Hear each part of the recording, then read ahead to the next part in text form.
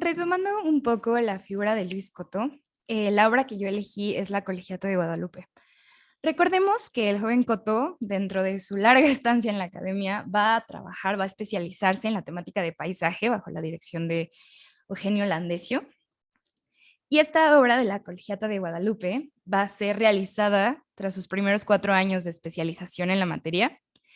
Y aquí el autor va a dejar esta constancia de estos cambios que va a haber en el entorno urbano como resultado de los procesos económicos y políticos de la mitad del siglo XIX. Si bien el autor presenta este símbolo tan importante para el contexto de la modernización como lo es el ferrocarril, la protagonista de la composición, y por supuesto lo dice el nombre, es la colección. Este motivo principal va a ser quizá alusión a esta importancia que va a tener el culto urbana, que va a cobrar gran importancia como símbolo de este orgullo criollo. Sabemos que ahorita estamos en un momento, en un proceso de consolidar la identidad, principalmente a partir de esta resignificación de ciertos elementos del pasado colonial. Pero durante estas épocas, en estas reformas posteriores a la independencia, se va a hacer una relectura de todos estos y el culto al guadalupano como algo importante para la tradición novohispana va también a permear en esta época de después de la independencia. Vamos a recordar que para el año de 1859, Coto va a exponer ya varios cuadros de temática de paisaje en las que incorpora escenas del género costumbrista, es decir, escenas de la vida cotidiana en conjunto con su entorno. Ese va a ser como el, el eje principal sobre el que se desarrolla este tipo de pintura de paisaje. La garita de San Lázaro es un ejemplo y este paisaje de Romita. Ambas van a ser presentadas al público en 1857 y con excelente recepción por parte de la crítica. Pero es curioso que este mismo año también se concluyen las obras del ferrocarril que va a conectar la Ciudad de México con la estación de la Villa. Ya lo veremos más adelante.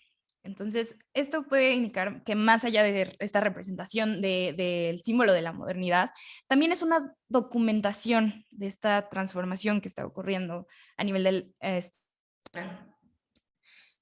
Va a ser curioso analizar esta presencia de un motivo tan representativo de este cambio en el sistema económico y cultural, en conjunto con estos ciertos elementos del régimen colonial, como lo es esta colegiata de Guadalupe y esta presencia católica, que como dije, aún es latente en los años posteriores a la independencia. Recordemos que sí, están por el plano ideológico, cambios muy abruptos, pero en lo tradicional, en la vida cotidiana, va a ser difícil dejar atrás todas estas costumbres.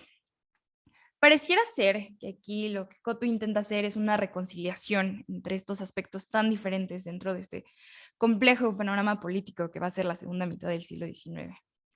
Esta pieza es una obra en formato mediano y vamos a ver que está estructurada a partir de 6 planos en los que destaca, por supuesto, el motivo principal, la colegiata, vista desde el ángulo sureste del atrio. Como en otras producciones de Coto, estos conjuntos arquitectónicos van a figurar como elementos centrales en la composición. Recordemos estos. Esto, quizá debido a este manejo preciso que va a tener de la perspectiva, recordemos que ese va a ser eh, el eje principal bajo la dirección del Landesio. Y también por este desarrollo y esta presentación de los elementos arquitectónicos que van a ser delineados a partir de estos juegos de luces y sombras, muy tenues, pero muy bien delimitados.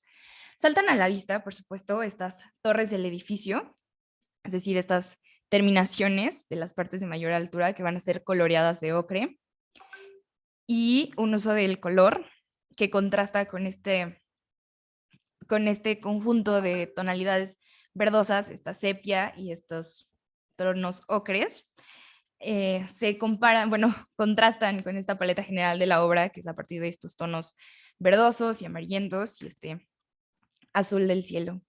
Este conjunto arquitectónico, conformado por la colegiata, el convento de las capuchinas y la iglesia del Cerrito, se encuentra enmarcada por arboledas en ambos extremos de la composición. En el primer plano de la parte inferior izquierda se sitúan estos dos grupos de personaje. Bajo esta sombra que proyecta el árbol de por aquí, se distinguen solo a partir de manchas de color.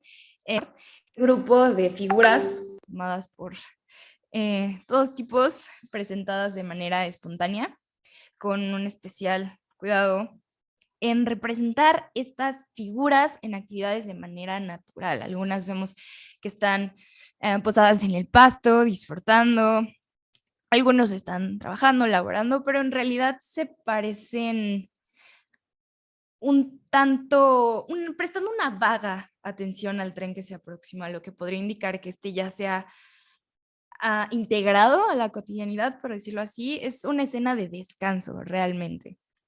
Este segundo grupo, conformado por 3 figuras entrelazadas, esta llama la atención porque su blusa incide, la luz incide en ella y destaca si se ve a primera vista. Vemos que están con atuendos de la usanza tradicional. Estas mujeres están luciendo unas largas faldas, rebozos, y el hombre va a cubrir su cuerpo con esta pieza que se llama jorongo, es esto, y lleva en su cabeza un sombrero de paja de ala ancha. Y si vemos el lado opuesto, se va a percibir en este vértice que va a, pues, determinar este punto de fuga dado por el movimiento de la máquina de ferrocarril. Digo movimiento porque parece que de la chimenea sale el humo y se mueve hacia, aparte como si estuviera a gran velocidad. Podemos ver que es un plano un tanto fotográfico por la manera en la que está presentado, que se introduce a la escena el cuerpo del ferrocarril. En esta segunda sección del tren, después de donde vemos la chimenea, se puede leer Guadalupe. Seguido de esta sola parte del balcón, como dije, está como plano fotográfico, va a darle sombra a esta parte inferior en la que se encuentran 2 niños en posición de estar recogiendo flores en el pasto, siendo este entorno natural, este pasto, el elemento de mayor peso en esta parte inferior de la composición. Vamos a seguir esta línea trazada por el movimiento del ferrocarril hacia el atrio y notamos que se distingue una mujer portando lo que parece ser ropa sobre su cabeza, siendo este personaje de las lavanderas un motivo recurrente en la obra de Landesio, quien posiblemente aconseja a Koto de agregar este personaje. Recordemos, hemos visto cómo se integran estos tipos populares para animar las escenas. Esta figura femenina está situada en el eje central de la composición, que está marcado por esta torre lateral que divide a su vez la parte sombreada y la parte más iluminada de la colegiata. Y este mismo eje se choca con, bueno, este eje vertical choca con el eje horizontal dado por este muro que divide la parte arquitectónica de la parte natural, pero aún así no se percibe tanto esa división. Vemos como hay en esta parte lateral de la colegiata incide más la luz si se le compara con esta nave prolongada, que va a ser coronada por esta otra cúpula, siguiendo esta misma lógica de verticalidad de estos cuerpos arquitectónicos.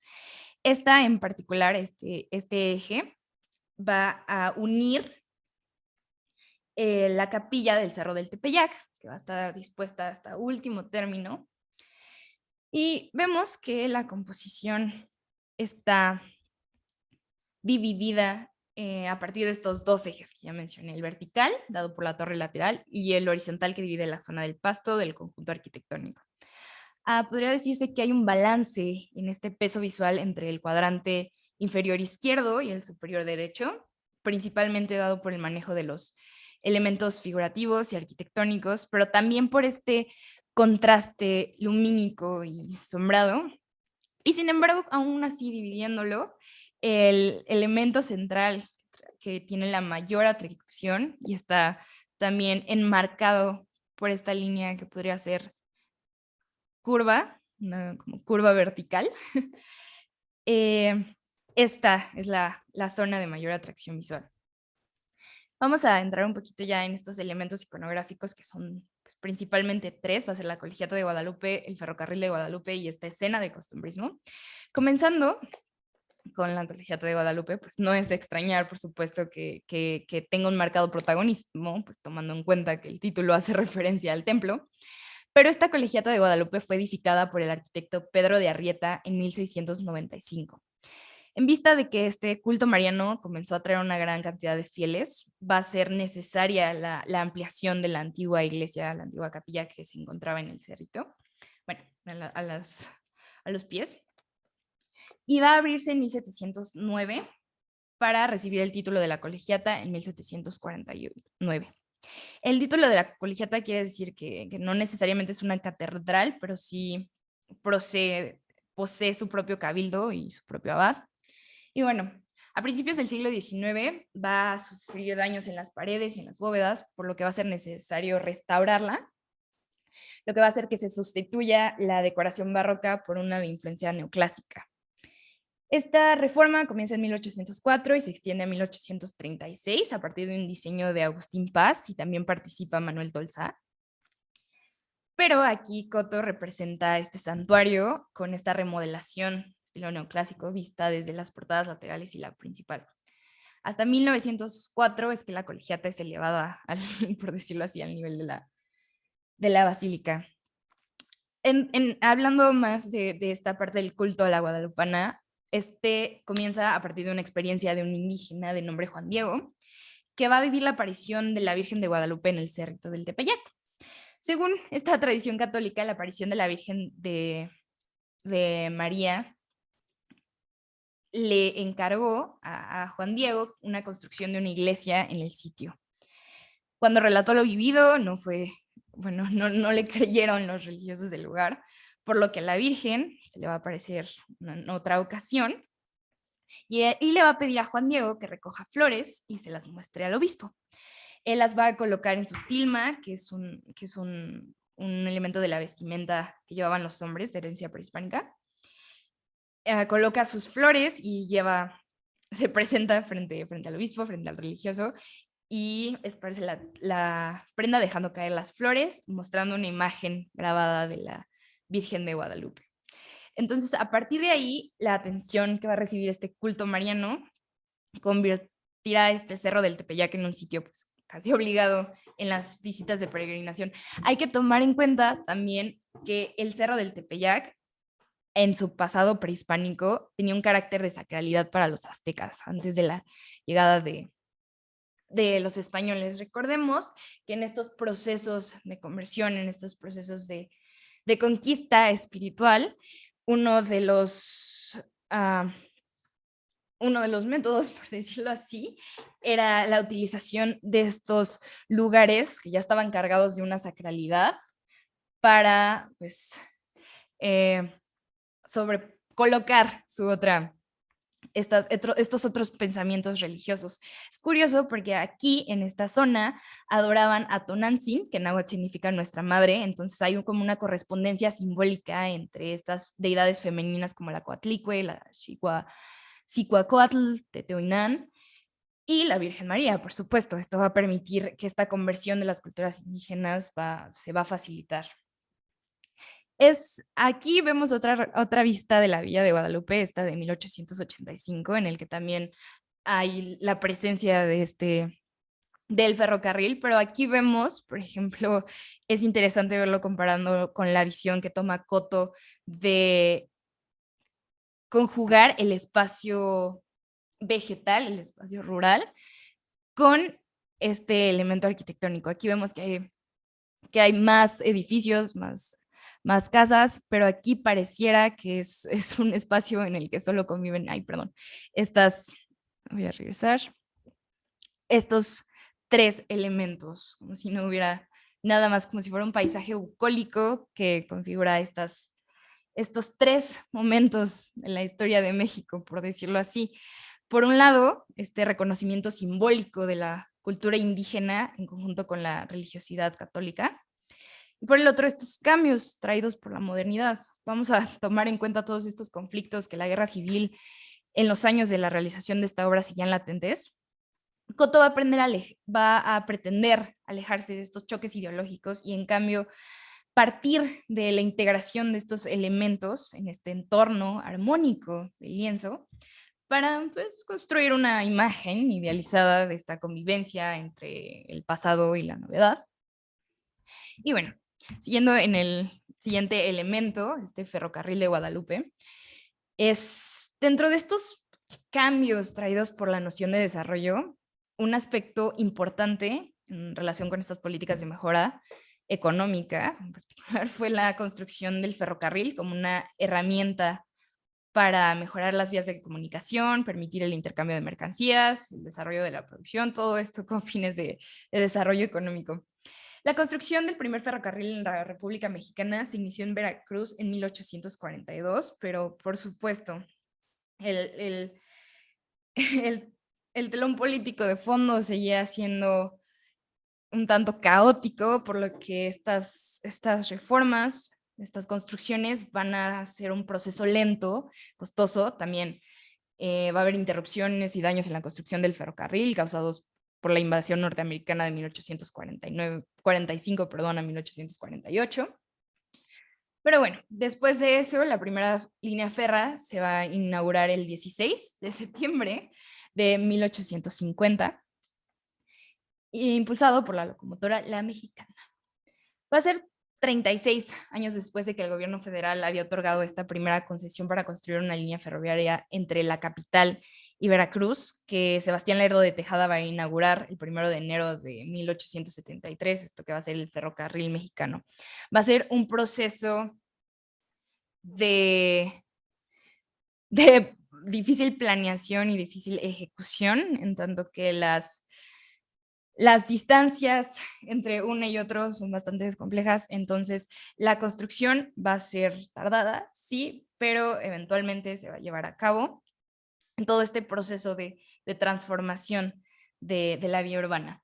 En la Ciudad de México, ya particularmente, en abril de 1855, Santa Anna va a expedir un decreto para la construcción de este ferrocarril de la ciudad de Guadalupe al puerto de Tampico, Tamaulipas, el cual va a atravesar la villa de Guadalupe. Se va a comisionar al ingeniero Manuel Restori para iniciar esta construcción tanto de la vía del tren entre la Ciudad de México y la villa, como de las estaciones de ferrocarril en ambas ciudades. Esta estación provisional de madera de la Ciudad de México va a quedar situada junto a la iglesia de Santiago de Tlatelolco, y la estación de Guadalupe Hidalgo se va a ubicar a alrededor de 500 metros al sur del atrio de la colegiata en el costado oriente. Al año siguiente, en 1856, un americano, Robert Gorge, va a continuar con este proyecto y ordena a Filadelfia la locomotora llamada Guadalupe. Recordemos que en este contexto industrial, ciudades como Filadelfia o Nueva York van a ser los principales exportadores en las Américas de elementos de acero y hierro, y ahí se va a pedir la locomotora, que es esta llamada Guadalupe. También va a estar conformado este tren por 2 vagones para pasajeros y un vagón abierto. El ferrocarril de la Ciudad de México a la villa de Guadalupe se va a inaugurar el 4 de julio de 1857 con la presencia del presidente de la República, Ignacio Comonfort. Por supuesto, era de suma importancia que el presidente asistiera a estos eventos de inauguración, principalmente por esta reputación dentro de este contexto tan caótico político. Va a haber presencia también de secretarios de Estado o importantes personas de la época. Este tren que comunica la capilla con la villa de Guadalupe va a ser el primero en funcionar en el Distrito Federal y posteriormente, recordemos en el 73, va a formar parte del ferrocarril mexicano, de toda esta gran vía del ferrocarril. Cotto va a ejecutar este lienzo 2 años después de haber tenido lugar la inauguración, por lo que la incorporación de este nuevo sistema de transporte, como les mencioné antes, parecía haber ya tomado forma dentro de esta vida cotidiana. Vamos a ver que el pintor escoge este punto de vista que permite integrar armónicamente la belleza natural, en la naturaleza del sitio, esta majestuosidad de los edificios, que también hay una carga simbólica de religiosidad y de conciliación entre el pasado novohispano y lo que ahora está sucediendo en el contexto de la independencia, con esta novedad del convoy ferroviario y pues, por supuesto no puede faltar este conjunto de figuras que conviven en este entorno, por decirlo así, estas escenas de costumbrismo funcionan precisamente porque las actividades están situadas en este contexto, un contexto dado tanto por los recursos naturales como por los elementos arquitectónicos y pues claro, en este asunto, perdón, en este motivo de símbolo de la modernidad, todo esto funciona en esto que es como un entorno casi bucólico, pero sin perder esa idea de urbanidad. En esta escena, en esta obra, Coto, pues como ya lo mencioné, asocia este género de edificios con otros de bosques y escenas populares. Va a obtener un primer premio en el año escolar de 1859 en su clase de paisajes tomados y compuestos del natural, lo que va a hacer que esta obra se quede en las galerías de la Academia y posteriormente pasa a formar parte del acervo del Museo Nacional de Arte. Pero a consecuencia de la precaria situación económica, no se van a celebrar exposiciones durante 4 años, por lo que este cuadro se va a presentar hasta la siguiente exposición, la duodécima, celebrada en enero de 1862. Y la crítica respecto a esta imagen, bueno, respecto a este lienzo, igual del siglo XIX, una fuente que ya cité previamente, esta vez hecha por Rafael de Rafael respecto a la exposición, habla de que hay una bella entonación. Únicamente los árboles los encontramos de ejecución monótona, poco acabada y pesante. En el resto hay armonía y las figuras bien agrupadas. Yo no podría coincidir con Rafael de Rafael porque siento que la presencia de estos elementos de las arboleadas son lo que unifica todos los elementos, tanto la parte costumbrista, la parte ferroviaria y la parte pues religiosa, que es el protagonista. Además de integrarse a la galería, esta colegiata de Guadalupe va a formar parte de las obras de arte enviadas a la exposición del centenario de la independencia de Estados Unidos, efectuada en Filadelfia en 1876. Como sabemos, posteriormente en la vida de Luis Coto, no hay estas van a ser estas obras realizadas en su estancia en la academia van a ser las mejores recibidas por la crítica y las que más han logrado trascender, llegar a nuestros días, tanto por el nivel discursivo, lo que decían, porque no sé si recuerdan que habíamos visto la escena de Miguel Hidalgo en el Monte de las Cruces, que también había sido muy criticada por su nivel de ejecución. Ay, debí de haberla agregado aquí, perdón. Pero bueno, aquí hay una nueva forma de resignificar todos estos aspectos. Contrario a las imágenes que representan años posteriores de este nacionalismo, estas imágenes históricas de carácter histórico, aquí siento que sí se permite tomar una postura política y una postura política más bien desde el idealismo que intenta unificar estos dos elementos de lo novedoso y lo tradicional en esta pintura y siento que plásticamente se logra totalmente. Es una escena de la vida cotidiana, pero es una escena que refleja el pasado y el presente, ambas funcionando dentro de este contexto. Y bueno, estas son mis bibliografías y muchas gracias.